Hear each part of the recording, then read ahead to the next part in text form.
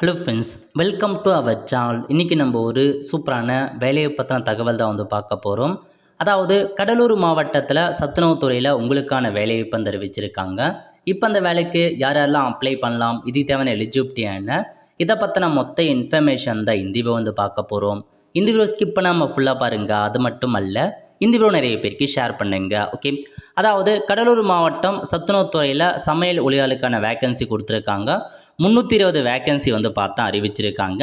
இந்த வேலைக்கு அப்ளை பண்ணுறதுக்கு நீங்கள் பார்த்தா அந்த சம்மந்தப்பட்ட அந்த ஊராட்சி ஒன்றியம் இருக்க பாருங்கள், அந்தந்த ஊராட்சி ஒன்றிய அலுவலகத்தில் அப்ளை பண்ணலாம் அப்படின்ற மாரி சொல்லியிருக்காங்க.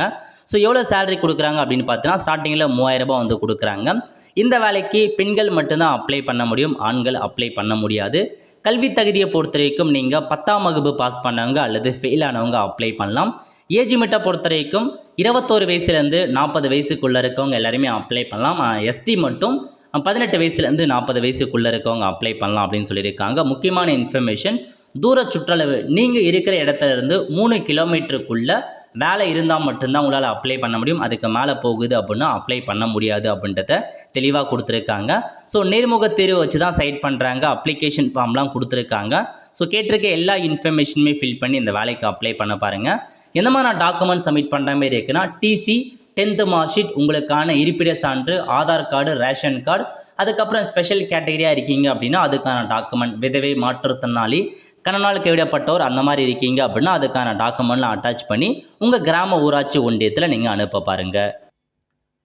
இப்போது கடலூர் மாவட்டத்தில் எங்கெங்கெல்லாம் வேலை இருக்குது அதை பற்றி ஃபுல் டீட்டெயில்ஸ் கொடுத்துருக்காங்க பாருங்கள். ஊராட்சி ஒன்றியம், இப்போ கடலூர் ஊராட்சி ஒன்றியம் அப்படின்னா அந்த பள்ளியின் சத்துணவு மையம் எந்த ஸ்கூலில் வேலை இருக்குது, அதேமாரி இன சுழற்சி முறை, இப்போ இந்த ஸ்கூல்னால் பொதுப்போட்டி ஜென்ரல் யாரெல்லாம் அப்ளை பண்ணலாம்.